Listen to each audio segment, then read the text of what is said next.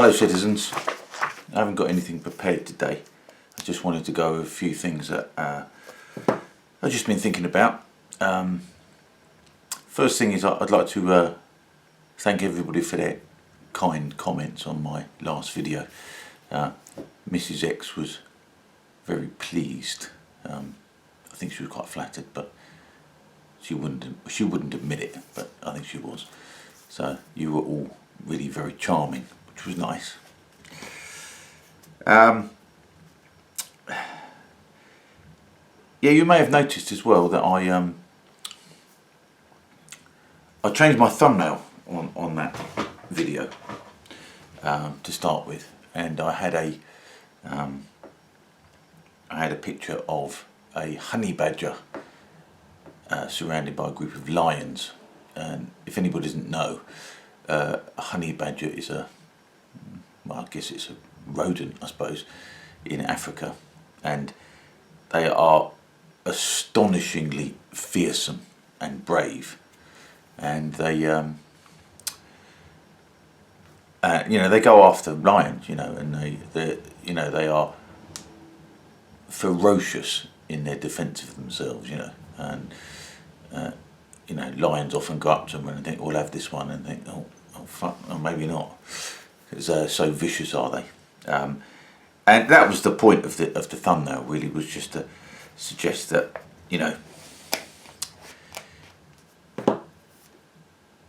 making a stand is quite difficult if you're not used to it. And I wanted to sort of symbolise that in that picture, if you see what I mean. And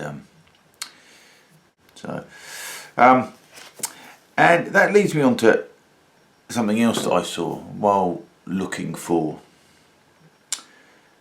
thumbnails for that video. I looked up honey badgers, and it had lots of pictures of honey badgers being sort of being faced down by lions and vice versa. And there was one, and I'll probably see if I can stick it in the video. And it was this design for a mask, for a COVID mask, and it said on it, "Honey badgers are my spirit animal." And I thought, honey badgers are exceedingly fearless, and to put that on to put a mask on which shows that you're fearsome, and not very what would you say, I don't know, what would you say, I don't think everybody who wears a mask is a coward. I don't think that at all. But I think there is a lot of people who are. There are a lot of people who think it's bullshit, but wear the mask just for an easy life. Oh, I can't be bothered. I don't want to get into a confrontation, and that is how we are continuing to be in the situation we're in. Because everybody's complied. Now there are some zealots who believe that masks really do something, and they really do reduce infection. And there's endless studies that show that that's not the case, and that masks actually do harm. But even even SAGE has implied that mask wearing was a way of increasing anxiety and a sense of threat to people.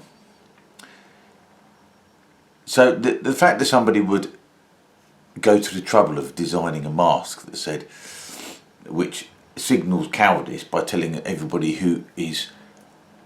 telling everyone how brave they are, is just astonishing.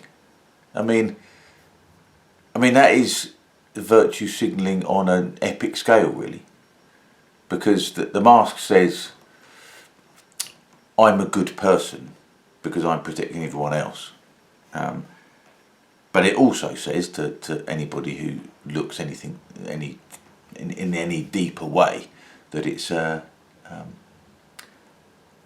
mask of cowardice. It's certainly a mask of compliance, and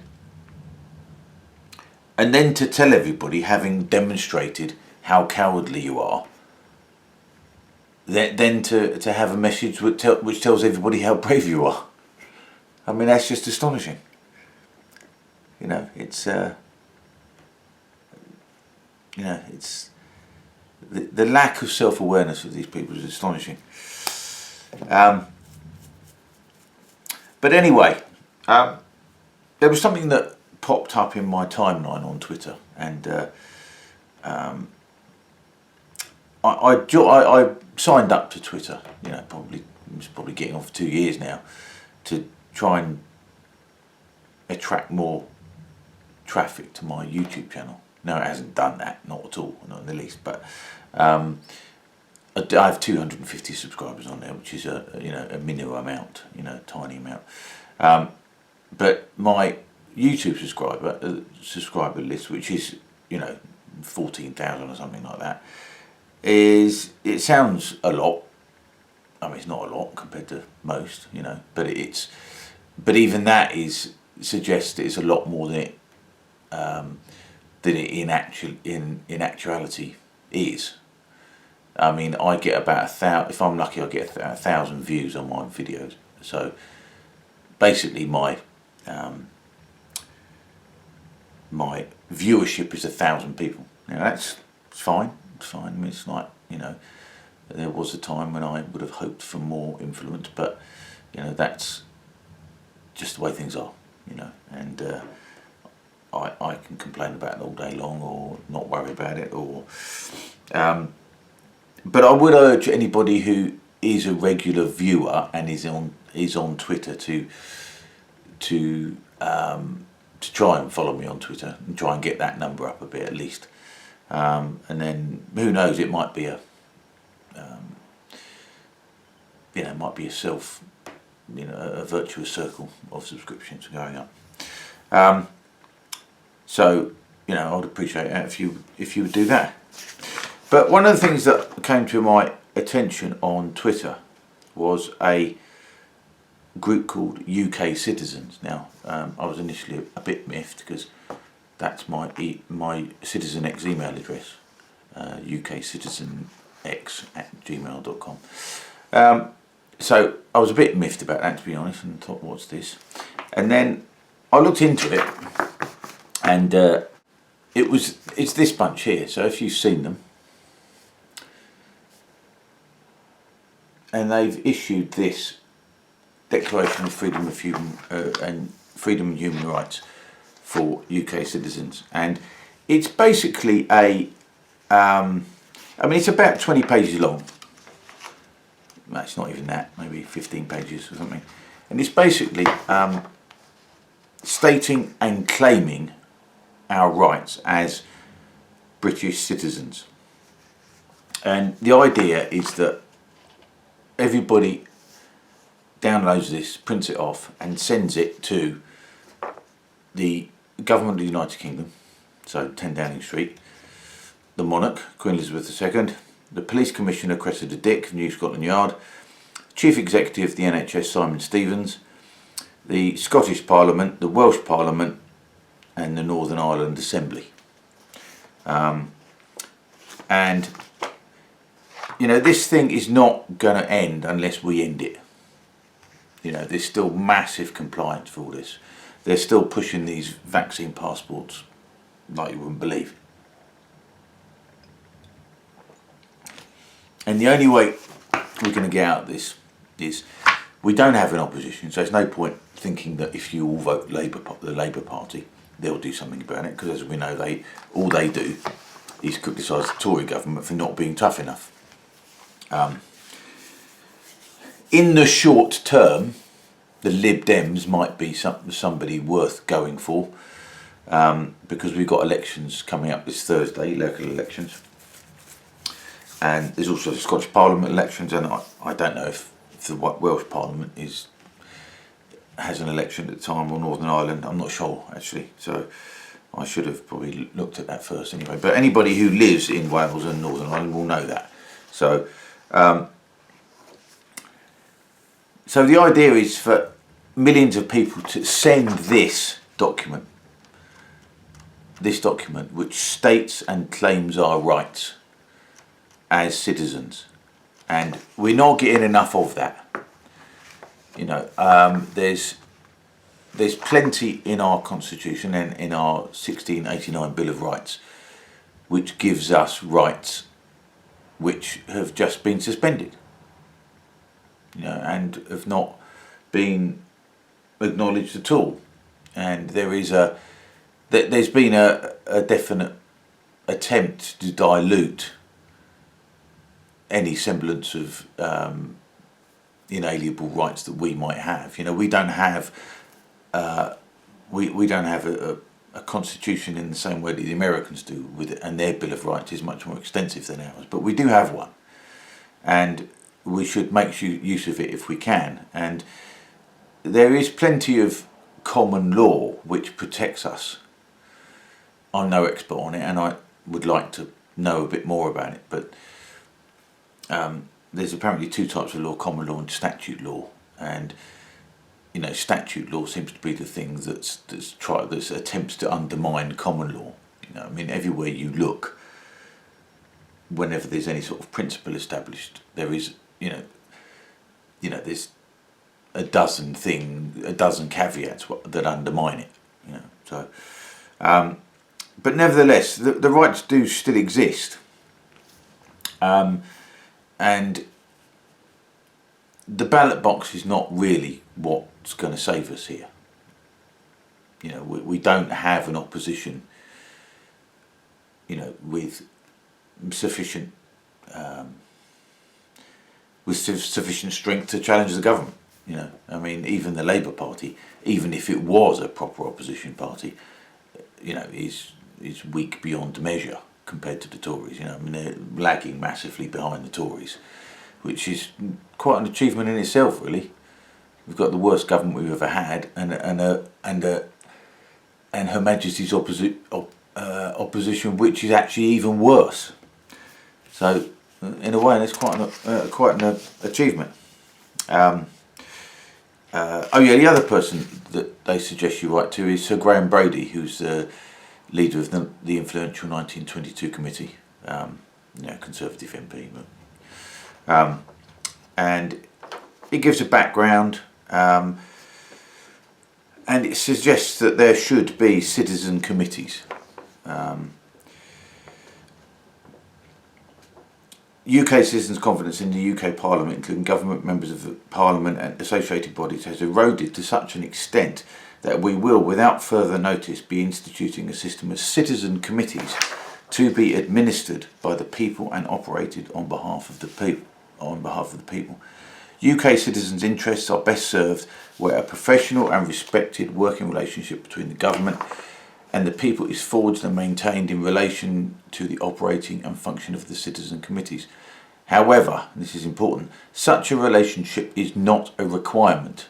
Should the government fail to appreciate the urgent need for citizen committees, the people will proceed in any event. Now, you could sneer at this and suggest that it was not going to do any good, and there's a thousand reasons for doing nothing. There's 1,000 reasons for doing nothing, but we need to do something. And this is something that this group UK citizens have come up with, and it's the sort of thing I wish I could have come up with, and I was always thinking along the same lines.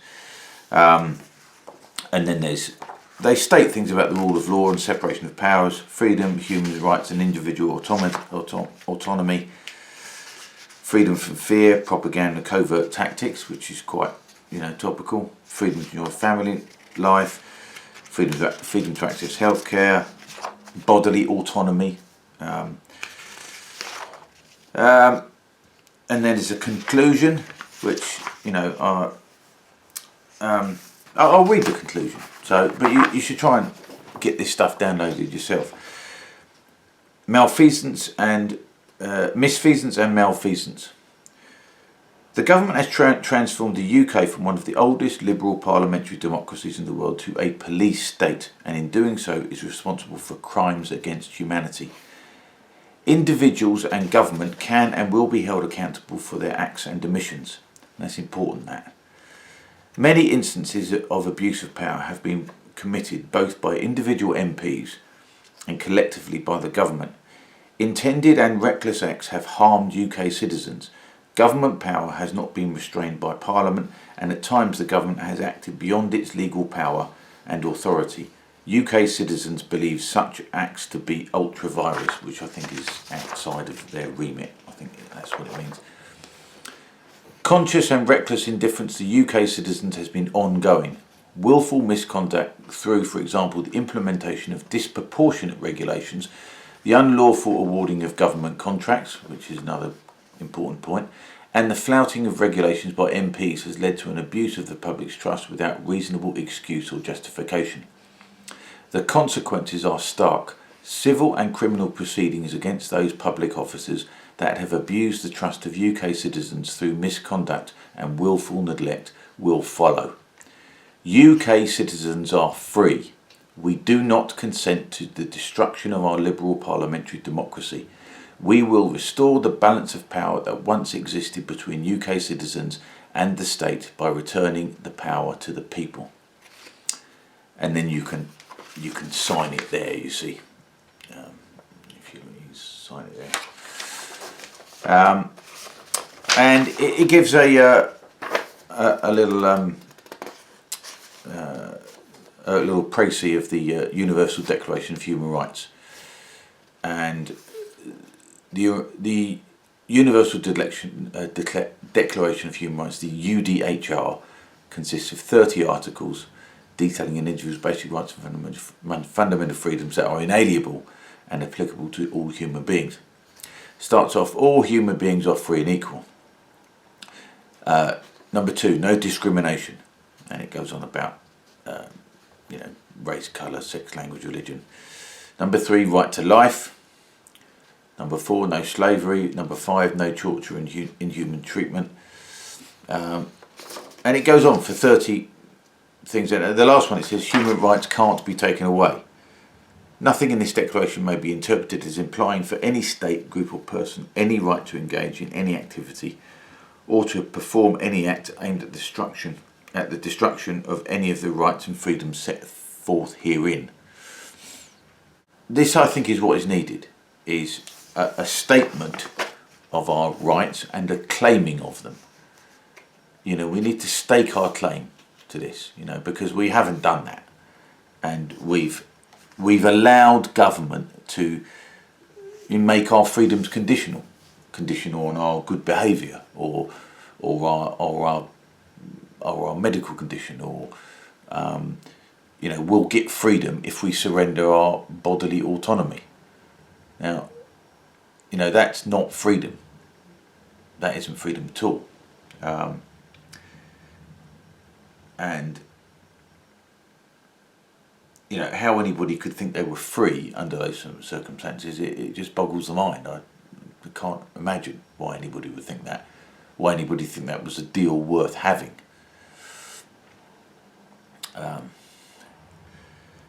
So I would urge everybody to go and look at these people.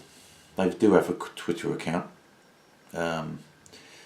and get this downloaded, and I'm going to see if I can get maybe it's not 20 pages long, it's maybe only 10.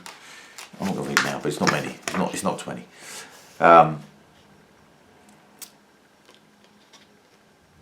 So our rights need to be claimed.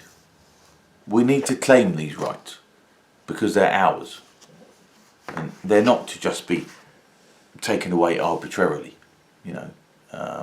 for whatever reason. I mean, this time it's a virus. Next time it could be something else. The dead hand of the climate change lobby is all over government policy at the moment. So we do need to do something. You know, and we can't expect politicians to sort this out for us. You know, the only way that this will end is if we stop complying. You know, and you know, one of the things that's important in that, and I've thought for a long time that what's important is that the guilty men need to be brought to book. They need to be brought to justice. You know, and you know, I mean, you know, Tony Blair is a perfect example who did the most awful things and thinks he can just get away with it. You know, and he thinks that he's got away with it, and he acts as if he's got away with it, and he acts as if he's got nothing to be ashamed of. And Johnson and Hancock and Vallance and Whitty and Ferguson, all these people are going to just think that they can do what they like, and that we'll never come for them. And we do have to. You know, I'm not talking about lynchings here. I'm not talking about, you know, McCarthy era blacklists. But people need to be brought to book for their crimes, and these are crimes. You know, what has been done in the last 13 months is a crime. It's a greater crime than any other that I can think of, done on a national scale. You know, it's it's not genocide. Sure, it's not genocide, but you know, I mean, if there is something dodgy in the vaccine, maybe it will be. But you know, I don't think there is anything, you know, nasty in the vaccine. But you know, I don't know, and neither does anybody else, despite their assurances they do know.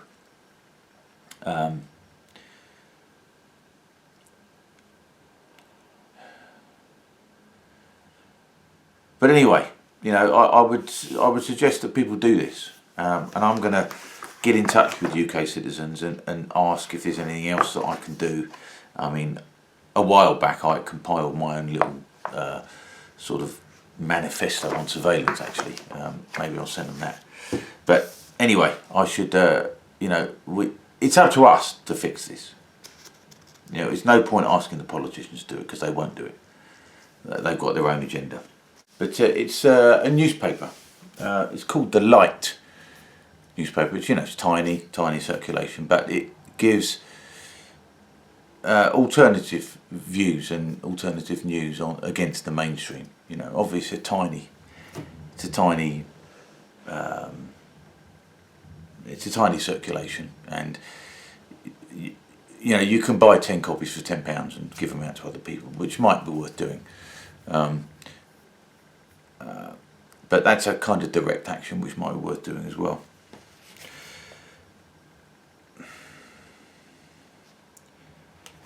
But you know, this is up to us. It's not up to anyone else. You know, it's pointless thinking that the politicians are going to save us from any of this, because they're not. Because the politicians want to subject us to this. And I just wanted to say as well about, you know, there's a number of people that I follow who are, you know, kind of sceptical in a quite good way about our chances to do anything about this. You know, the opinion polls tell us that everyone's in favour of vaccine passports and everyone's in favour of the lockdown and all the rest of it. And you know, that may be true to a certain degree, depending on the questions asked and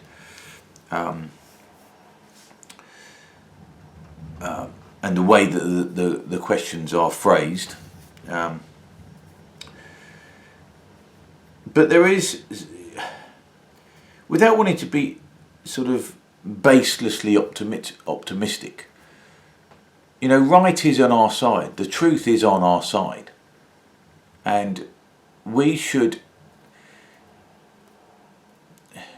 be wary of falling into a despair, because what happens if people, when people say, well, there's nothing you can do, that's them giving up. You know, some giving up, and preparing themselves to subject themselves to living under tyranny. That's what people do when they say such things. And I understand that people say things like that. And there are times when I feel like that. And there are times when I feel that that everything is against us and the state is so powerful and that, you know, our efforts are puny by comparison. You know, it's like going up against a chieftain tank with a blade of grass sometimes, you know. But that's not necessarily true. I mean, a blade of grass can break through concrete, you know, and it does work. And the most horrendous and most powerful regimes have been brought down in the end. You know, we're not as pathetic as that. You know, we do have a democratic tradition to call on. You know, I've been saying for years that we are in this country particularly susceptible to fascism because we've never experienced it in the way that, you know, the mainland Europeans have, you know, and the Eastern European countries, you know, because of communism, which is only fascism by another name, really.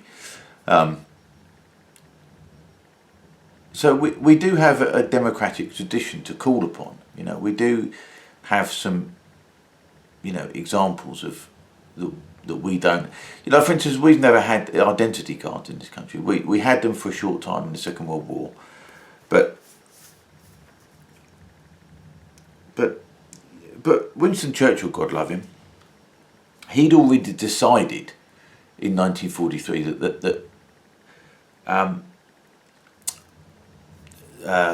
he'd already decided that ID cards were an un-British thing and we didn't need them. He already decided that in 1943, and that's before victory was assured. You know, he already said he was going to get rid of them. And then, of course, the Labour Party came in, and they thought, oh, they're quite useful having ID cards. And they stayed until some chap said that I think he's un-British, and he was arrested, he was brought to court, and the judge threw it out. And that was the end of that. So we do have good examples to draw upon. You know, mainland Europeans have had identity cards. This is one of the things they do. That's not to say that mainland European countries have not been free, but they have a different, you know, what would you call it? A different tone, maybe, on what's considered to be free and what isn't.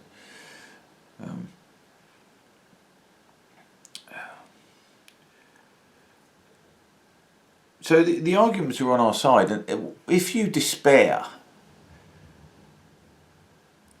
and think that there is no use in complying, there is no use in resisting, that resistance is futile, you know, which is always the slogan of the villain, isn't it?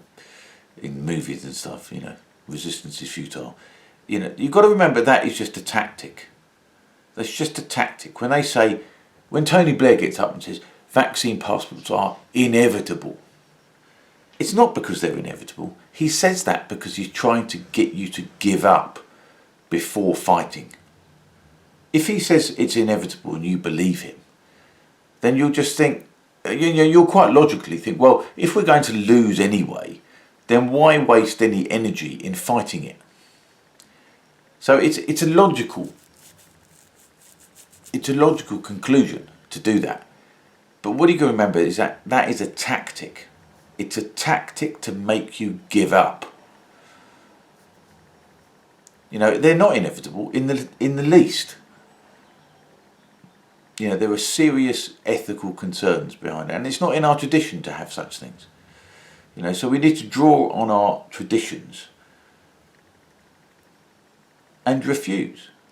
You know, it's when someone says things are inevitable, it's a way of trying to encourage people to give up, and you've got to remember that. You know, and we've all got to have the courage to we've got to have the courage to enter into a battle that we may not win. You see, because if you just enter into a battle you know you're going to win, there's no courage in that. You know you're going to win. There's no courage in that. The courage is to embark upon a course, the outcome of which is unsure, unknown. And I don't consider myself to be a particularly courageous person, and I'm always very conscious of the fact that although I talk about cowardice a lot, I'm completely unsure about when push comes to shove how brave I might be. And I might astonish myself by how cowardly I am. But however cowardly I might be in that situation, at least I'm not so cowardly that I'm not even going to try. And that's what people do when they say, "Oh, there's no point fighting it, is there? There's no point." It's because they are so cowardly, they don't even want to try. They don't want to even try standing up for what's right. You know, I mean, it might be that they're right and that we will lose.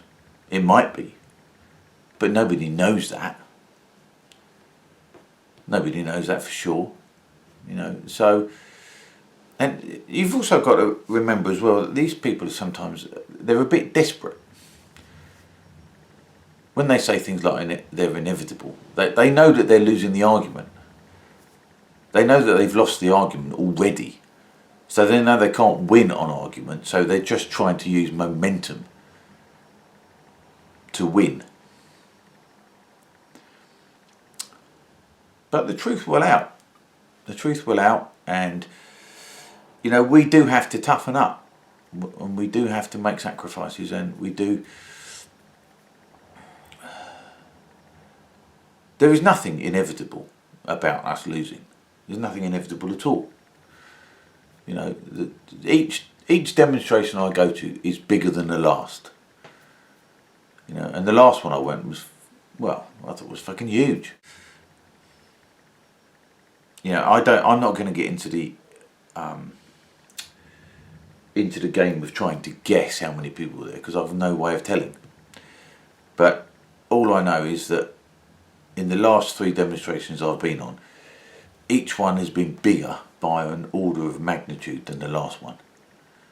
You know, and there's another one on the 29th of May, and I'm going to go to that one, and I urge you all to go to that one as well.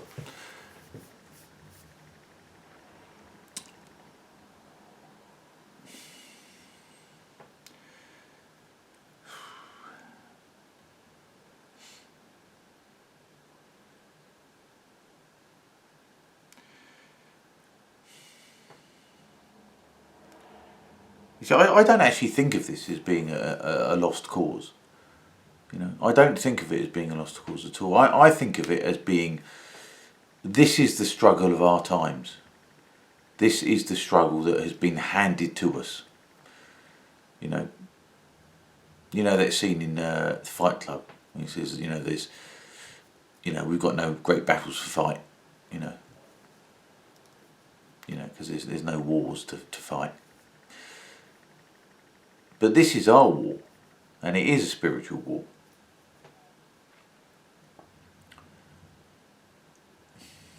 You know, and you know, we're not in a totalitarian hellhole yet. You know, most of what we all talk about, you know, totalitarianism and dystopia and fascism, it hasn't turned into what you might imagine. It hasn't turned into gulags and death camps and 4 a.m. knocks at the door. Although there have been people who've been subjected to that, you know. And there are countless individual examples of the police getting, you know, overly enthusiastic about enforcing the government's will. So no, I think we should embrace this. We should embrace this challenge. You know, there's no, you know, there isn't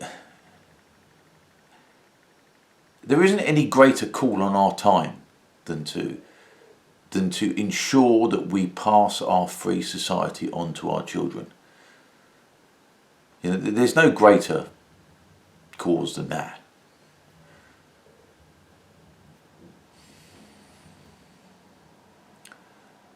And we won't be in the majority. It's never the majority that change things. It's a determined minority that change things.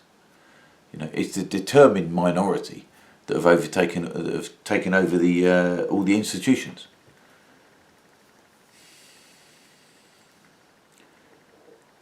You know, and they've done it without a shot being fired. You know. But we do have to stand up. We do have to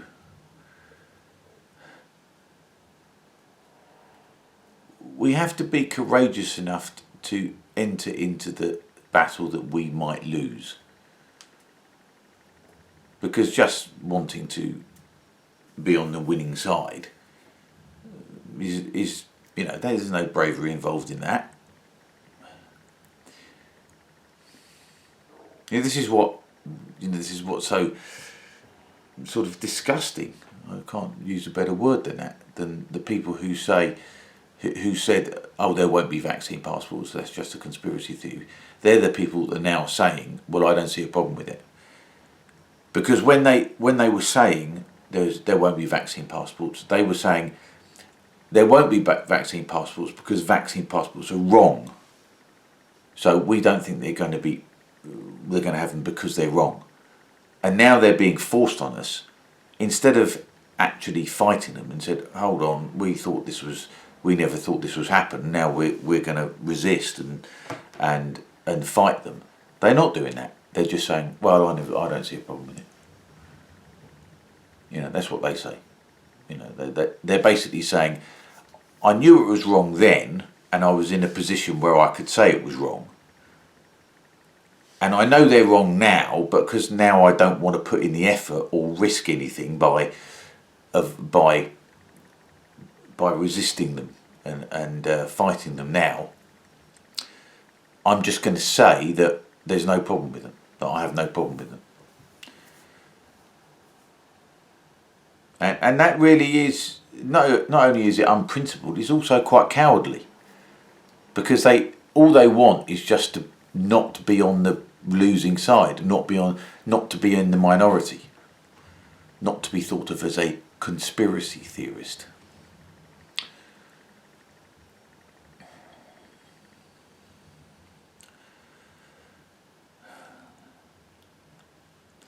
But anyway, that's what I'm going to do. I'm going to do this. I'm going to try and get involved a bit more in these people, and and I'm not prone to optimism, but I genuinely believe that right is on our side and we will win. You know, and I'm going to keep this video so that when we do win, I can say I knew that we would win, and I do think we will win. But people have to summon up their courage a bit and be willing to put their neck on the line. And you know, we need to claim our rights because they're ours and they're not to be taken away. You know, so. Anyway, that's about all I wanted to say. So, anyway, be brave and stay free.